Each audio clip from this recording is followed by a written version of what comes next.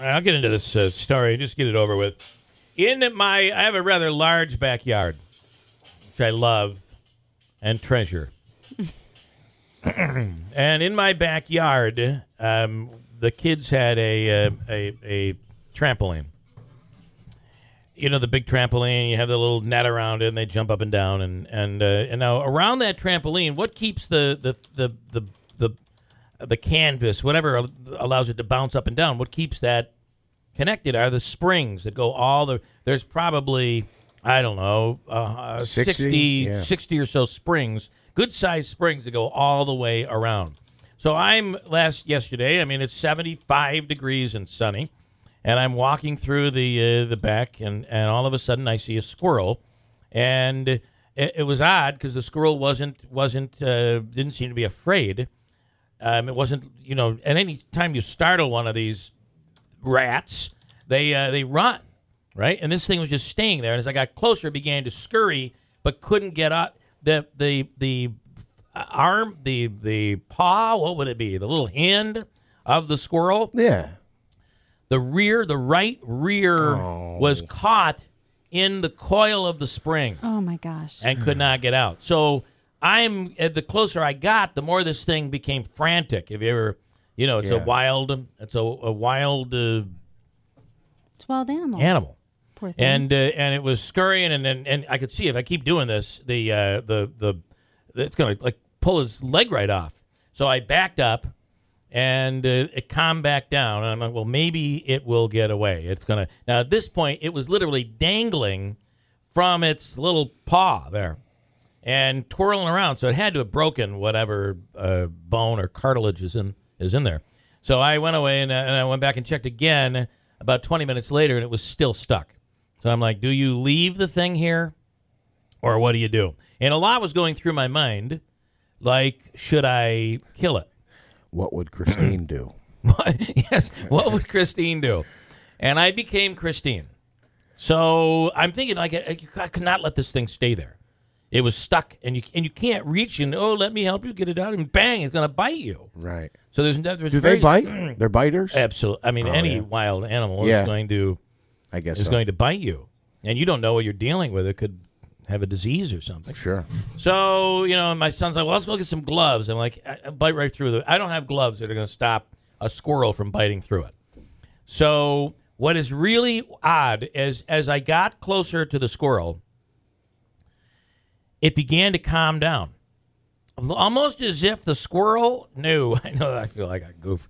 This is where the Christine part comes in. I almost think like the squirrel knew. Oh, you are. Sorry, I didn't even see you there. You're whispering too. It's almost like the squirrel knew we were there to help, because it calmed down, and it was bad. It was like twirling, like, so that the whatever would keep it from the bone was broken. So I'm thinking, could we pull the spring apart? And that might allow the squirrel to get away. So I'm trying to do that, and then my son's like, "Don't do it. You're tightening it. It's hurting the thing more." So I got this the lawn umbrella that you put like on the table, and prevented the squirrel from coming over. So now, and then my son got under the trampoline, and we hooked a rope to the hook of the spring. And then, and because at any point, so proud though, of you. So now he's pulling on the thing, and I'm trying to kind of shake the thing up with a stick, and finally the squirrel went loose, and then went running off. The thing still might die, but it's a broken arm. Bill, I am so proud of you. Because the next was going to be a BB gun, and you'd have to put it out of its misery, because you can't let it proud of you. I'm not sure I am, but I will tell you, as I was walking away, I'm thinking, oh my God, I've become Christine. Mm-hmm. I'm proud of your intentions, regardless of what happens. The intentions were good. I would never have taken it to the vet, though. Could you imagine me walking in with a squirrel? George Costanza. Who's that? Oh, we have a collect call from the prison in Wisconsin. Stephen Avery is back on the line. Stephen, good morning. Yeah, hi, Bill. Hi, good morning. What's going on this morning? What gets you to call in here? Story about the squirrel. Yeah, yes, it was awful. I think you spend too much time working to try and save it. Well, yourself, you got a bunch in your backyard. We have a Really lot of overpopulated. we are very overpopulated with squirrels. No, but back when I was, not eating the prison food, we used to have a squirrel right by the road.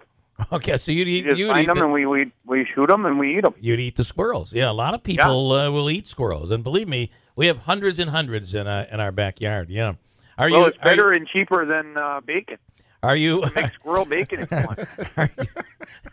Are you yearning? Or do you miss the days of eating squirrel? Because that was when you were on the outside. Well, sometimes if you're out by the yard, and squirrel goes top the electric fence, it'll hit it. It kind of shocks it a little bit. Yeah, it falls it'll down. Fall down dead. You can get it. You can get it. And I it's just grab cooked. it and put it under my jumpsuit. Yeah. Bring it back to the cell. The smell doesn't last too long. Oh, you mean while in prison you're able to find a squirrel or two? Oh, yeah. Right above the electric fence there, they crawl up there, and I just grab them when they fall down. I put them under my jumpsuit, and I bring it right over to my cell, knowing the difference. Well, that is something. All right, there. Well, I want to say Stephen. one more thing. Yeah. I want to say one more thing. Since I've been listening to your program here on the radio, Pup. It's really nice that you are listening from prison. I really appreciate it. Well, I like to be informed. Yeah. That's the most important thing for me and my family. To be informed, and you're teaching be informed yourself about everything in the political arena. Yeah. And I think that I got a good letter there from his name's Jim Zika. I can't even. At first, I thought it was some kind of the virus thing, the Zika virus. I didn't know. Right. No, that's what I believe it's Zeka, Jim Zeka, I think is who you're.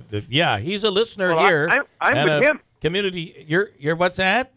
I'm with him. If I ever get out of here, that's the reason I keep calling. I want to get the word out. All this new evidence for me to help me.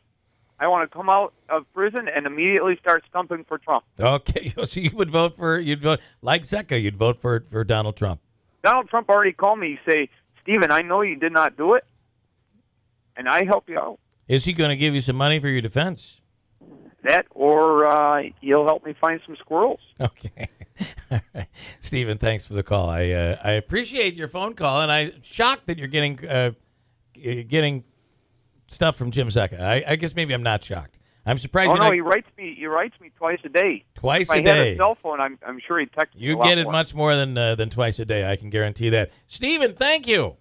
Oh yeah, thanks. Okay, Good luck there in prison. I think that's Stephen Avery. You think? All right, Andrew. Take a break. Hold tight. Coming back at WIBX.